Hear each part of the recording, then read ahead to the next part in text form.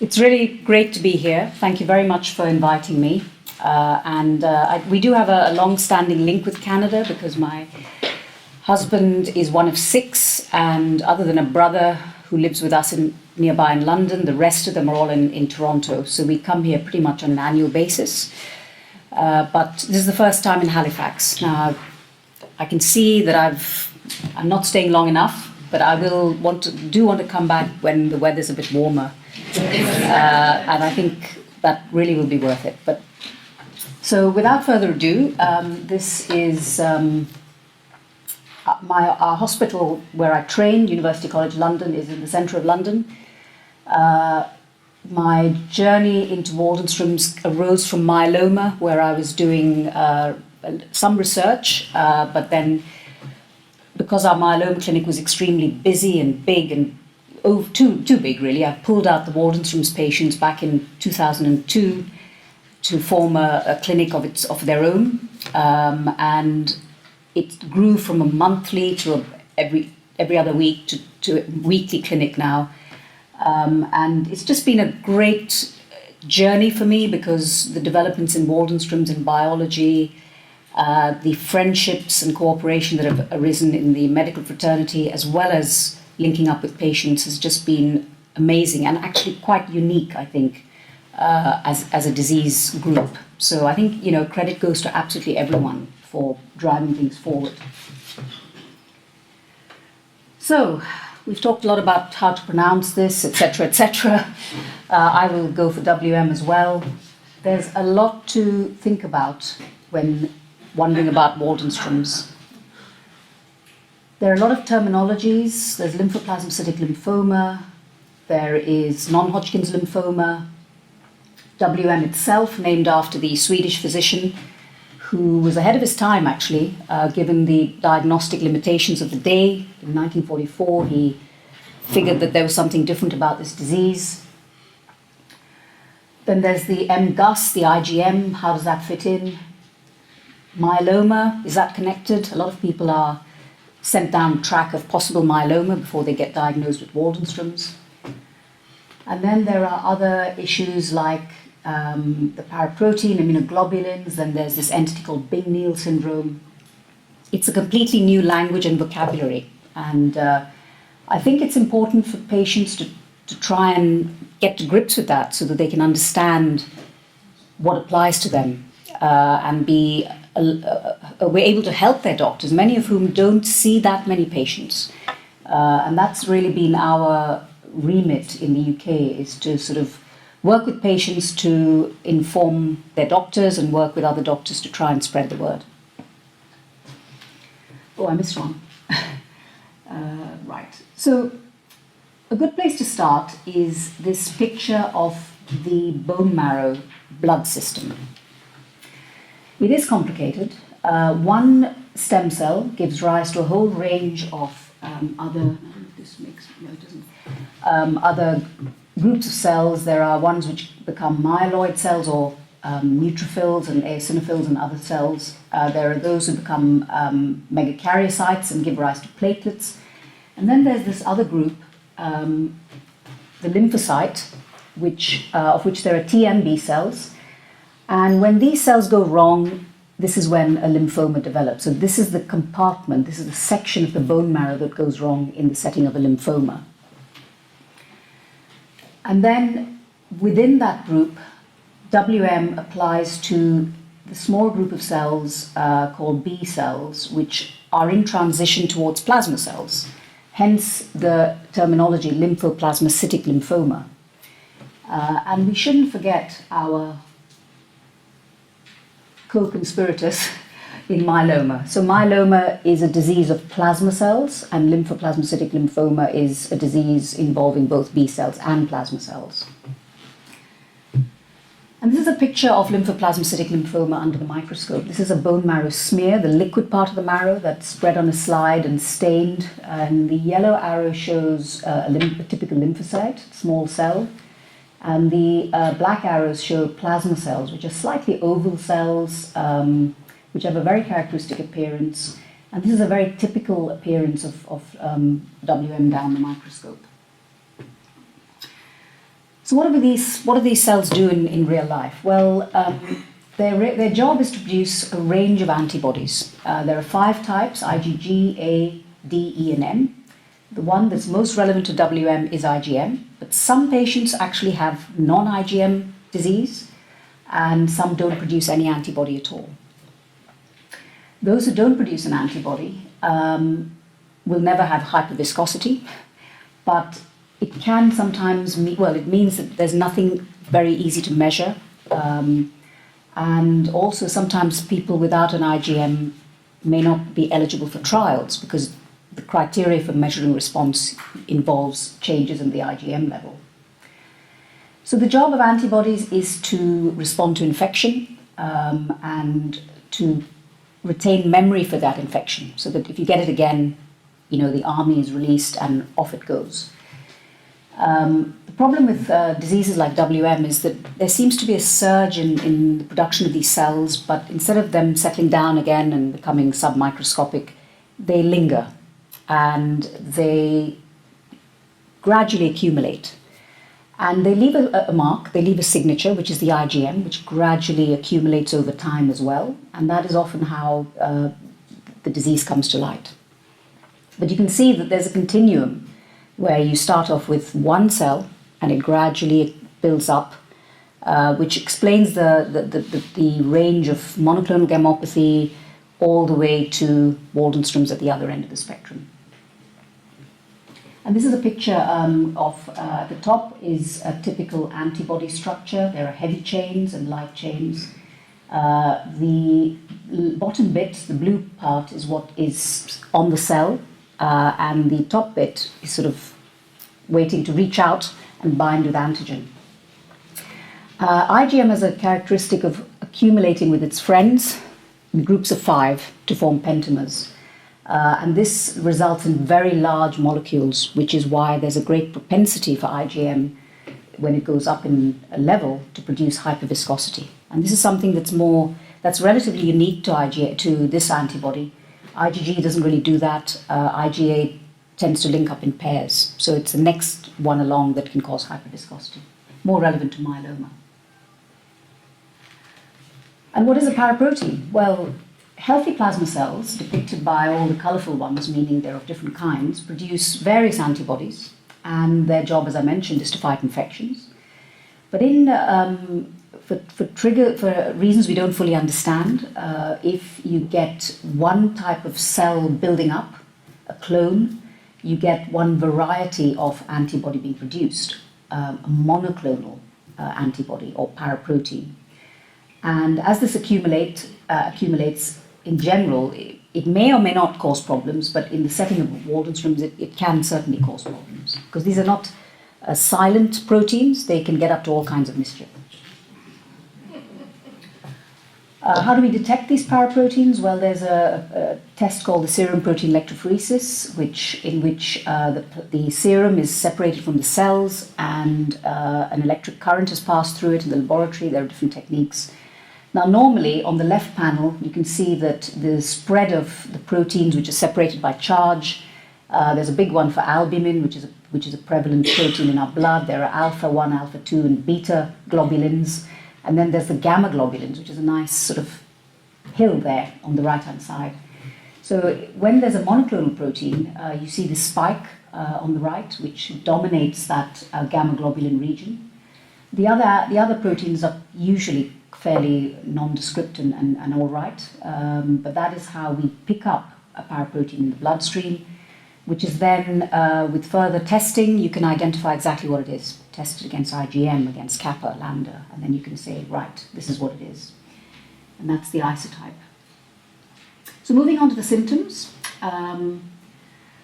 there's two aspects to WM. One is that there's abnormal cell growth, and that is the kind of lymphomatous part of the disease.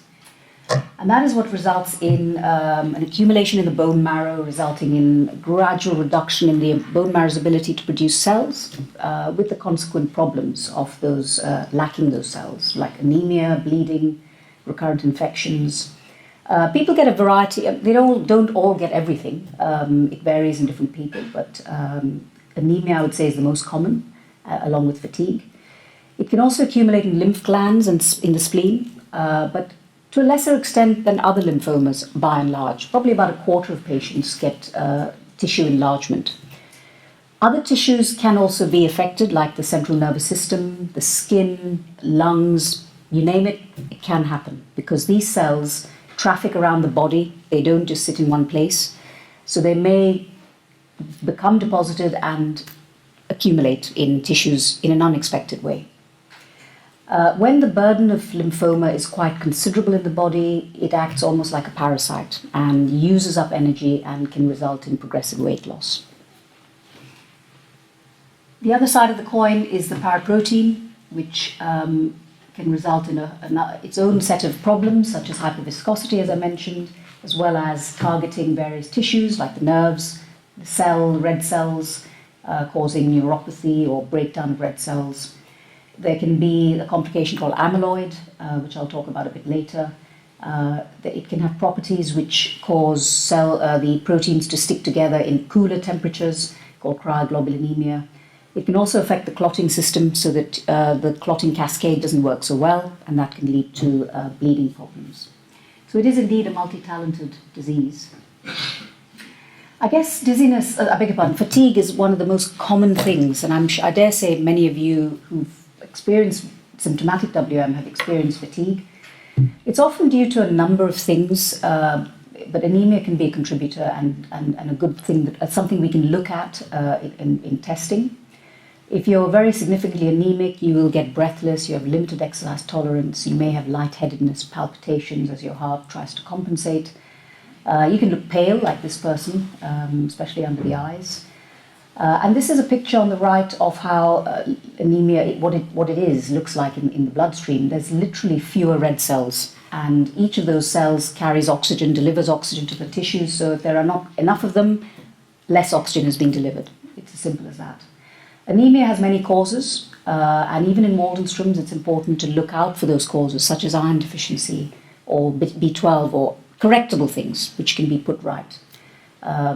So anemia is common, fatigue is complex, many things going on there, not least the psychological burden, everything else in life, which most of us are very busy with, not an easy one to fix.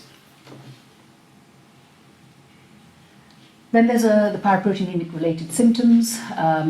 Each paraprotein has unique properties in each patient, but once the patient has those properties, it tends to be true to that person. So if someone has a very high IgM level, that their disease tends to behave like that going forward, so their propensity to hyperviscosity is present. If they have a cryoglobulin produced, then they may get cold symptoms. And so this is something that, is, as I say, something that one has to be aware of, what the behavior is like in different patients, and keep an eye out for them and make that relevant to how you treat. So hyperviscosity is something that can creep up. It depends a little bit on the rate of change in the protein. So as the protein level goes up, to some extent there's a linear rise in the viscosity of the blood, but eventually it just takes off in an exponential way. It can often creep up on patients. Some people are otherwise very fit and well. They have good blood vessels, so they can tolerate a high level of viscosity. Others may have heart disease or circulatory problems, and they can be then affected quite significantly by viscosity, make it pain in the legs when walking, make it breathless. A good way of looking for clinical evidence of a viscosity problem is in the back of the eye. Simple test using an ophthalmoscope. And obviously that's an extreme example where there's actual hemorrhage, but the so-called sausaging of the blood vessels is something that is visible and gives an idea that there may well be hyperviscosity, and that's something one needs to do something about.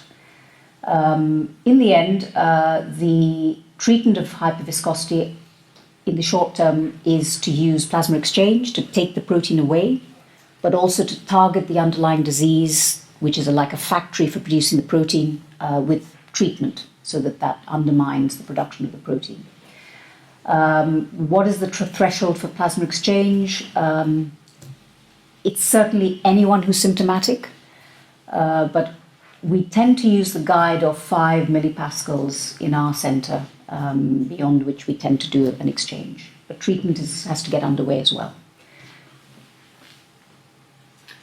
The autoantibody activity can take many forms. Cold agglutinin disease is one where the antibody latches onto red cells and causes them to clump together in cool circumstances. And where does that happen in the body? But in the peripheries, particularly in nippy parts of the world like this.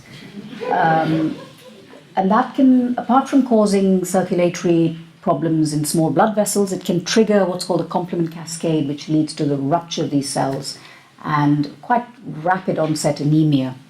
One of the clues of this disease, this condition, can be that you pass very dark urine from time to time. Sometimes people are investigated for bleeding in the urine, but actually it's free hemoglobin coming through. And people often have Raynaud's phenomenon. They can get quite tired and breathless suddenly, but then it can recover. And in the end, again, one has to treat the underlying disease. It's a complex disease, and there are some trials now underway for anti-complement antibodies, so things are moving ahead in that area as well. Schnitzler syndrome is an immunological syndrome which is often linked to, well, not often, but it can be linked to IgM-related diseases where you get what's called urticaria and a range of other symptoms that can happen. Again, quite difficult to pick up because often presents to other physicians who don't know about WM. But there is a treatment for this called anakinra. I'm not saying it's widely available to everybody, but there's something that blocks this so-called cytokine problem that can occur. Again, it's about recognition. So if anyone ever has symptoms like this, it's worth making someone aware, is this Schnitzler syndrome. On the neuropathy side, there's a picture there of a nerve with its sheath. It's like the wire and insulator. IgM can target the insulation called MAG, a protein which surrounds these cells and helps conduction. And then the cryoglobulins that I mentioned can also cause difficulties. Here's a picture of symptoms that happen in these cold diseases, such as cold agglutinin and cryoglobulinemia, acrocyanosis and Raynaud's. If you have these sort of things, it's worth asking your doctor about testing for a cryoglobulin. Cryoglobulins can affect other organs as well, such as the nerves, the joints, the kidneys. So if that's going on, it's important to be aware. It's not that it's happening right now, but just in case it decides to do something a little more difficult or dangerous, then if you're aware that there is a cryoglobulin from time to time, that can be checked for. If you have an active cryoglobulin causing these problems, then it's an urgent indication for treatment. Nerve damage affects a good proportion of WM patients, probably a quarter or more over time. There's a report in which 24% were found to have the problem. IgM and GUS is also associated with neuropathies. Tingling, numbness, abnormal sensation, are sensory problems, and then there's the weakness which can occur. And when tested, you may not have reflexes, there may be problems with balance. There's another system called the autonomic nervous system, which is in a way the automatic nervous system of the body, which deals with the functioning of the blood pressure, breathing, the gut, bladder, all these things just ticking away in the background. If this is targeted by a disease process, then it soon leads to dysfunction and problems which can be quite intractable and difficult to treat, often in the setting of amyloid. So there are a range of potential causes for this, and they each have to be sought separately with relevant tests, otherwise they may not declare themselves. Amyloid is the deposition of so-called misfolded proteins. Now the arrow there is the light chain on the antibody. In some people, for reasons we don't really know, these light chains can have a strange conformation which leads to their deposition, because there are free light chains circulating in all of us. These can deposit in tissues. The ones I'm shown here are examples, and literally disrupt the physical properties of these tissues. So in the heart, it'll cause gradual heart failure. In the kidneys, you get nephrotic syndrome or renal deterioration. It can affect the liver, the gut. So again, this is something that can creep up, and again, it's something that needs to be specifically looked for, because the way to make the diagnosis of amyloid is to get tissue and stain for it, especially with something called Congo red, which picks up the presence of amyloid. There are other tests that can be done to look for amyloid, surrogate markers of it, and there's a lot of information and developments in this field which is publicized to the medical group, so that they are aware of it and seek it out. The importance is that if you have amyloid, you need a modified approach to treatment.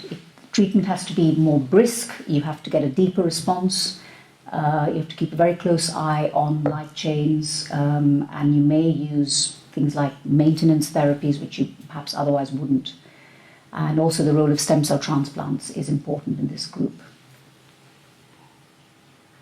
Bleeding and bruising, you can see the platelet, the way a clot forms is for platelets coming along, the production of the range of this so-called fibrin, this little meshwork where platelets can, they aggregate, they get sort of stuck together, and that forms a clot.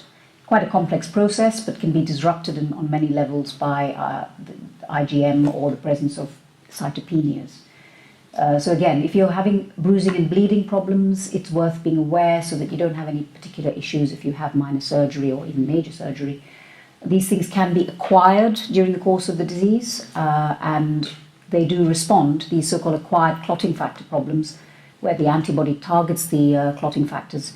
They do improve with treatment. So if you have unexpected bruising or bleeding, it's worth highlighting that to your physician so they can seek these things out with fairly straightforward tests. The diagnosis is made, as I'm sure many of you are aware, with the bone marrow. I know staging is talked about in WM. By definition, WM is stage 4 because it is a bone marrow based disease. So that's part of the lymphoma staging system isn't really applicable to WM. So if someone says you have stage 4, it's not an alarming step. It's just par for the course. So the bone marrow is the way to confirm the diagnosis. You need evidence of more than 10% lymphoplasmacytic cells in the bone marrow. We do have, I don't know if you have this here, an automated bone marrow drill, which produces better samples with less pain. So we had an audit done in our centre, and although it's a more expensive tool, and our health system is a bit broke, we still went for it because the pickup rate was better, and actually the patient experience is much improved. And this is a picture of a trophine biopsy, which shows the thicker pink sections are sort of parts of the bone structure, and the middle bits are the bone marrow cells. You can see, it's difficult to see, but there are fat spaces, which are the white areas, and then there are clusters of lymphoplasmacytic cells. And they're stained in different ways to sort of pick up their markers to help rationalize the diagnosis in detail. That's the thing that takes a bit of time sometimes. CT scanning is important as well to identify any lymphadenopathy or splenomegaly. We don't typically use PET scanning in Waldenstrom's because it doesn't add much information, unless, of course, you do suspect high-grade transformation, in which case a PET scan can show up metabolically active disease. So the natural history of the disease is to gradually build up over time, from the monoclonal gammopathy setup to smouldering WM, where there's no need for treatment, and then to symptomatic WM. And it's by and large a function of the volume of cells that accumulates in the body. So you can see that it's a continuum, and there are, just to recap, the presence of the paraprotein is the monoclonal gammopathy, which is not uncommon. In general, MGUS appears in about 3% of over 70-year-olds and 5% of over 80-year-olds. So it's an aging phenomenon, and doesn't always mean one has to do something about it. Perhaps monitoring is important. But it's the result of a gradual accumulation of clonal cells, and there's no need to intervene unless there are symptoms or things are rapidly changing. So smouldering Waldenstrom sits in the middle of M. thus. The cutoff, which has been decided by consensus panels, is that if you have more than 10% lymphoplasmatic cells in your bone marrow, then you qualify for a diagnosis of Waldenstrom's. But unless you have symptoms, you don't have to treat. The level of IgM is a little more tricky. People talk about more than 30 grams, but actually the accepted view now is any level. It's the 10% more that clinches the diagnosis, because you can have Waldenstrom's with lower levels than 30 grams. I'm not going to talk much about this because Zach will tell us a lot more. But this is the crosstalk that happens in all B cells between the nucleus, which is down on the left lower corner, and the surface of the cell. These are not passive cells. They're very busy. They're reacting to stimuli. They're communicating with each other via a network of proteins. You can spot the mid-88 there, which was a mutation in which was discovered by Stephen Treon and Zach and their group at the Dana-Farber, found in 90% of patients with Waldenstrom's, more than 90 probably, to do with a change in the sequence of the DNA in WM cells acquired within that group. This is really driving a lot of progress in the disease, an understanding of different groups, prognostic groups, behavioral groups. The other mutation is CXCR4, which is giving rise to an idea that there are different subcategories of Waldenstrom's which which account for the behavioral differences of the disease and perhaps prognostic differences as well. And the key thing with this is that this is leading to the identification of new targets for treatment. And as I say, Zach will talk about this, so I won't mention that anymore, except just to introduce that to you. So when do we treat? Well, if you have no symptoms, despite the level of the protein and even hemoglobin level, etc., then there's no need to treat. I've often seen patients who come to our centre and they were started with treatment, and I say to them, so what was wrong when you were started? And they said, well, my doctor said my paraprotein went above 30. I said, were you feeling unwell? And they said, not really. So if you treat someone too soon, you run the danger of actually making them unwell with treatment when they were fine before. And so treating on the basis of numbers is completely, should be banned. It's all about how people are, and their tolerance of different parameters varies greatly. So I have patients in my clinic who run around with hemoglobins of 80, 90 grams per litre, paraproteins of 50, but they've been like that for some time, and I quiz them every time I see them. How are you? Are you sure you don't have symptoms? We make sure they don't have viscosity. And then I ask myself, if I'm going to treat them now, why now as opposed to next week, or as opposed to 3 weeks' time, or 2 months' time? So yeah, watch them closely, but don't treat too soon. So these are the kind of guides given to doctors for initiation of treatment. Symptoms and signs are really important, whether it's due to hyperviscosity. So that's one thing I will say. You may not have the symptoms and signs of the full-blown lymphoma, but if you have hyperviscosity, if you have progressive paraprotein-related problems such as peripheral neuropathy, cryoglobulin, in those situations, it's not about bulk, it's not about the hemoglobin, it's about tissue damage. If it's having an impact one way or the other, then it needs treatment. Again, I'll briefly mention this because Ismail will, I'm sure, talk about this, but there are different things regarding treatment. One is that the cells may accumulate in the bone marrow, causing deficiencies in blood cells. We need to then get control back of the bone marrow, and we try and do that by treating the patient intensively enough, but without excessive toxicity, because we just want to restore the balance. Most of our upfront therapies do not cure the patient. Obviously, we're hoping that we can move to that sort of scenario.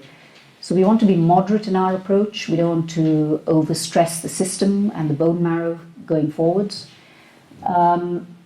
Again, if there's bulk disease in lymph glands or spleen, then the same thing applies. But if the IgM is causing symptomatic problems with high blood viscosity, the priority then is to actually lower the IgM rapidly. And that, apart from plasma exchange, you may want to use a treatment that's more fast-acting.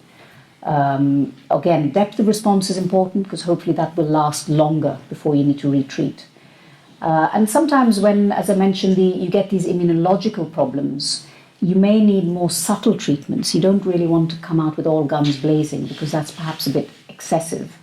And the tempo of treatment and the depth of response, this is something that is focus of discussion in a recent workshop in New York, how to treat and, to what extent, what depth, what combinations. So it's a moving field, for sure. The fitness and the wishes of the patient are paramount, but also really the kind of approach. Nowadays, well, in the past, we've had chemotherapy, rituximab, which tended to be a fixed number of treatments and then stop. Nowadays, we have continuous therapies. That is a burden for patients. They're very well tolerated, but we just need to take these things into account when deciding on what to give people. Then there is the question of, should we add maintenance to get a deeper effect? But there are potentially problems with that as well. We need to make sure we use treatments in a judicious way, not using them up quickly, do them in a good order so we don't burn our boats. And also don't give too much treatment because there's an increased risk of infections that builds up over time. Very brief word, I don't expect you to read all this, but this is the way that we measure response following consensus discussions. There are different categories of response: complete, partial, minor response, stable disease, progressive disease, and you can see that we use the IgM as a measure of how people are doing in response to treatment. The idea really is so that we all speak the same language. This helps us to develop trials and not regard one person's partial response as someone else's minor response, etc. So this is universally applied across the world in assessing response. So a quick word, I don't know how I'm doing for time, but the nerve damage in the WM setting is often dominated by a protein called anti-MAG, which targets the myelin sheath.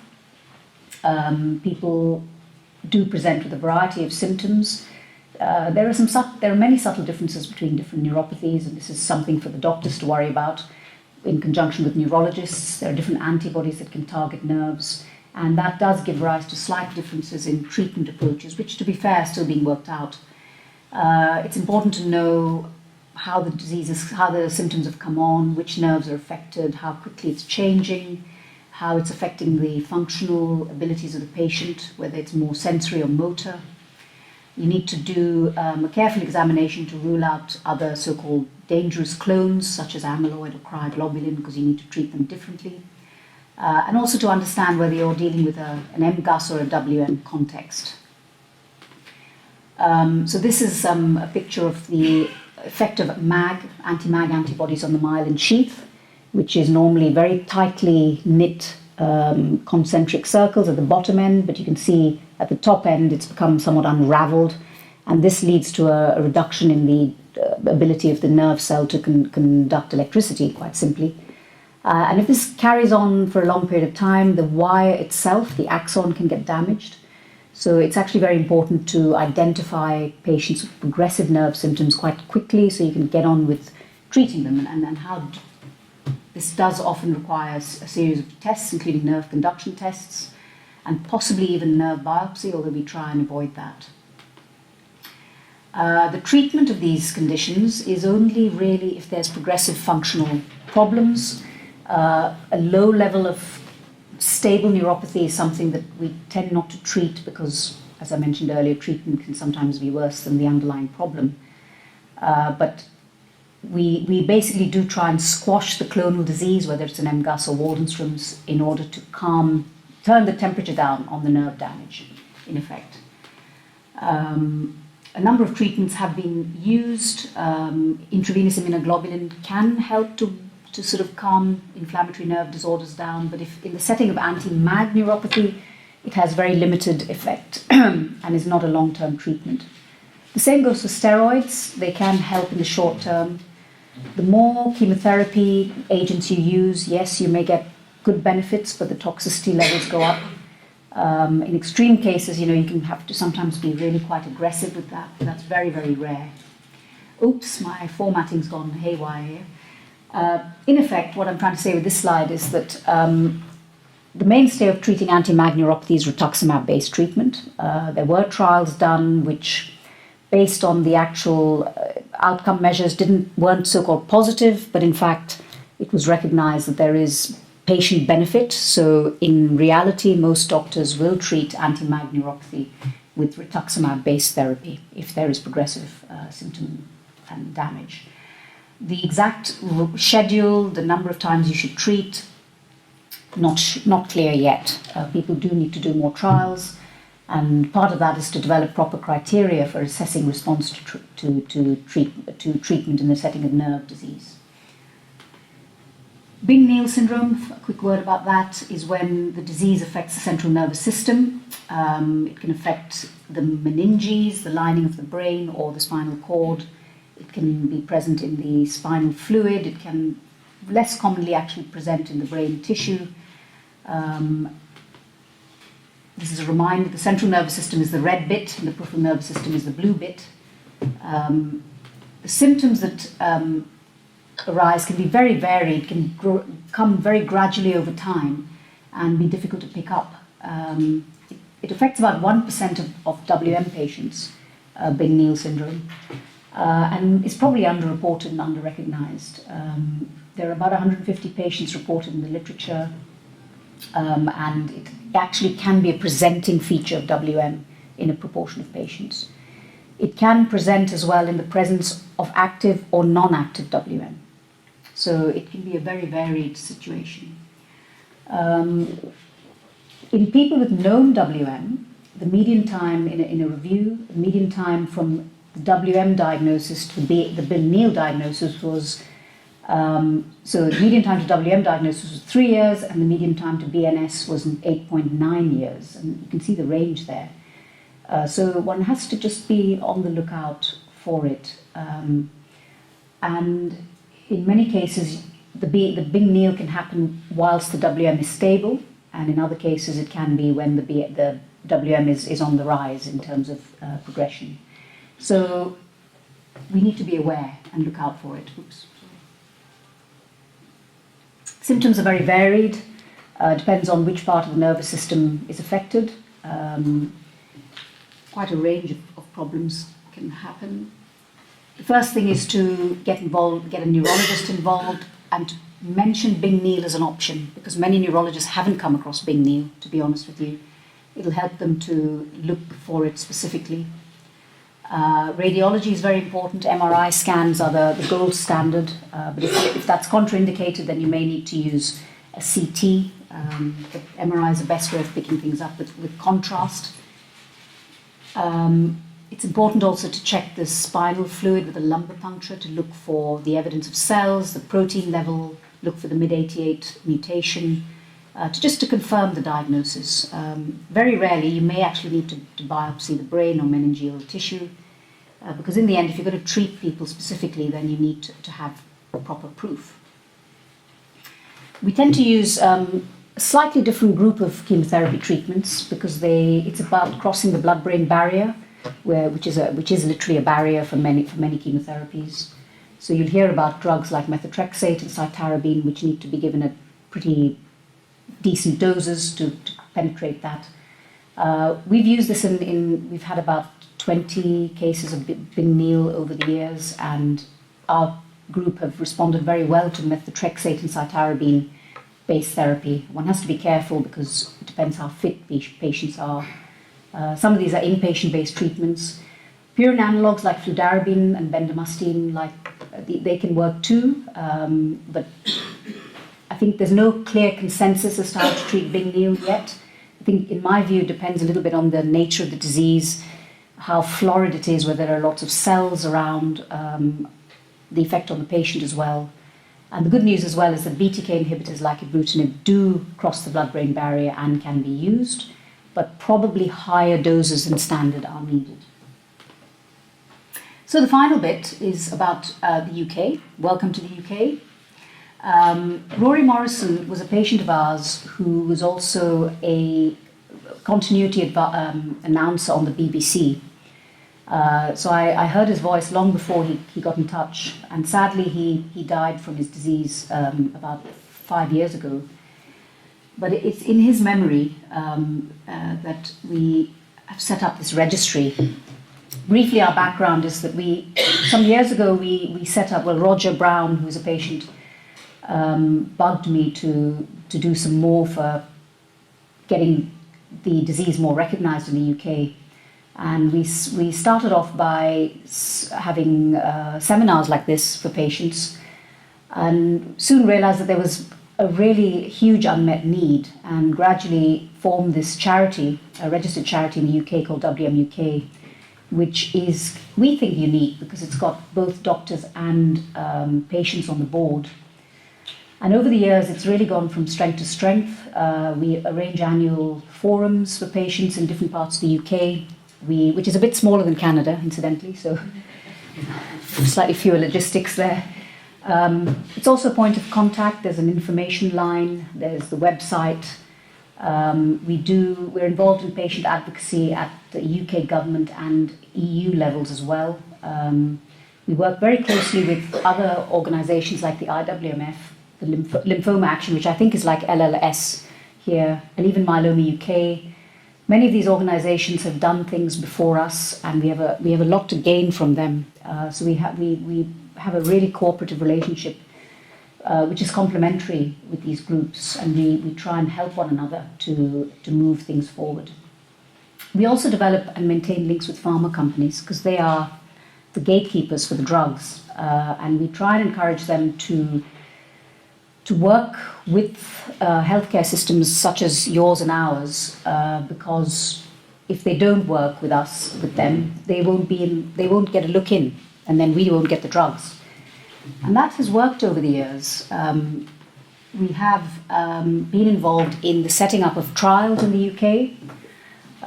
Some of them were early trials of chemotherapy. They were randomized. That helped put us on the map as a country that could pull off WM trials.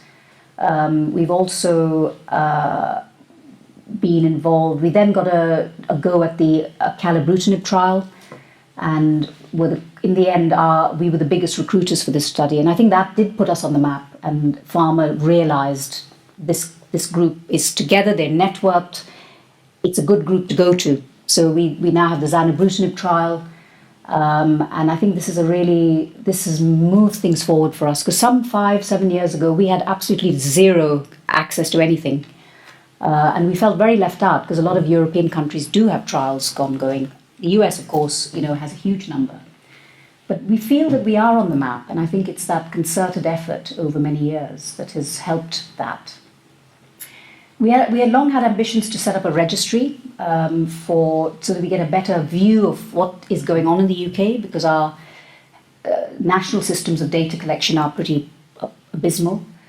And so we raise money through the charity and also through the support of IWMF for biobanking to set up a web-based registry system. The idea being that in order to understand the role of novel therapies in WM, to capture real-world data, of which we have a lot in the UK, we basically fundraised and set up a web-based system which is ongoing, to which people can enter data without consent, so that we capture all comers. And how did we get that? Well, we applied to the National, the Health Research Authority.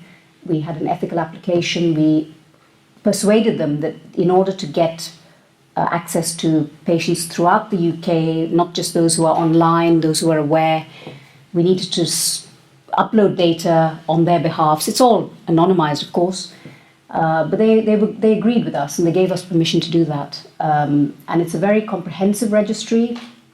There's demographic, diagnostic, treatment, there's outcome data, as many lines of therapy, there's complications of WM data.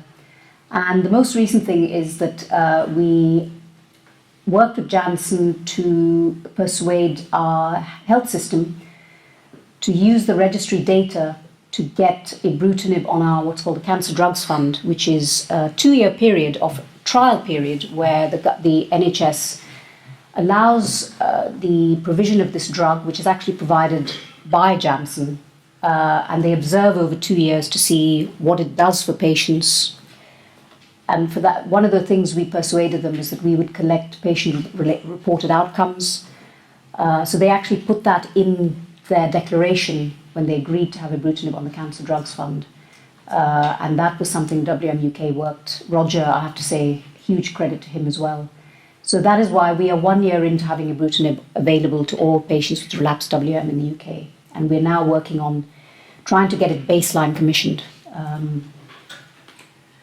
Here's our webpage, our page for the registry.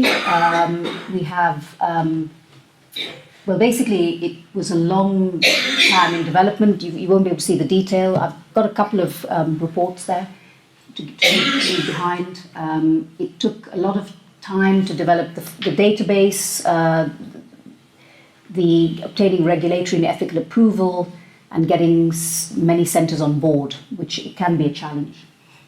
We're working on it now. We have a fellow based at UCH who does this full-time at present. So far we have 579 patients registered from 19 hospitals, including a build-up of patients who are now using the patient-related outcome system. We're getting more patients online, and we have begun to produce reports of from the data. So what we found is that there is a significant young population at Waldenstrom's. We know that median age is 67, but we had quite a high proportion of patients who were in their 30s, 40s, and 50s. The male-female ratio was not quite as billed in other databases, and a lot of patients presented with IgM-related problems. So we have an idea of who presents how. And about half the patients who are actually on a watch and wait, and half are needing treatment. This is a glimpse of the kind of treatments that we've noted. Sorry, it's actually meant to highlight, but it's blanked it out. Basically, that shows bendamustine and rituximab and dexamethasone, rituximab and cyclophosphamide have become very preeminent in the whole range of first-line therapies that are available for WM, because up there is the dates. So that's data coming through. This is second-line therapy. You can see at the bottom, BTK inhibitors are actually quite prevalent because they've arrived on the scene, and we can use them for relapsed patients. And in our cohort, the median overall survival of patients presenting with symptomatic WM is 18.5 years. So that pleased us greatly, and it just gives us more real information. And we're building on this, and I'd encourage other groups to do the same, because I think data is power. So yes, there are limitations. It's an early first report, and we're well aware of those limitations, but we're moving forward to build on the data, the volume and quality of our data. Finally, and I'm not going to dwell too much on this, but we have got an email push system for anyone who agrees to give their email, where they get every 3 months, they will get an email saying, are you happy to provide your outcomes? And on their mobile phone or on their computer, they can click on different responses for different questionnaires, and this feeds directly onto the registry. So we get patient-related outcomes fed in, which is obviously crucial. For this, as I say, we do require people to just give their consent for us to have their email address. So we're very, very excited about that. And the future really is to build on this and to feed the data into real outcomes and commissioning decisions and trials. So, take-home message. WM is rare, but very varied. You need to hit the books to understand it. A lot of patients are actually at the watch and wait stage. It responds very well to treatment generally, and the so-called incurable thing is the incurability of it can last many, many years. So living with it is becoming more and more a reality. I expect to know my patients for decades, to be honest. And there's a lot of progress being made with many new treatment options. So I'd just like to finish by thanking these great organizations, WMUK, IWMF, who've supported our work, and to your organization, WMFC, for inviting me to speak today. Thank you very much.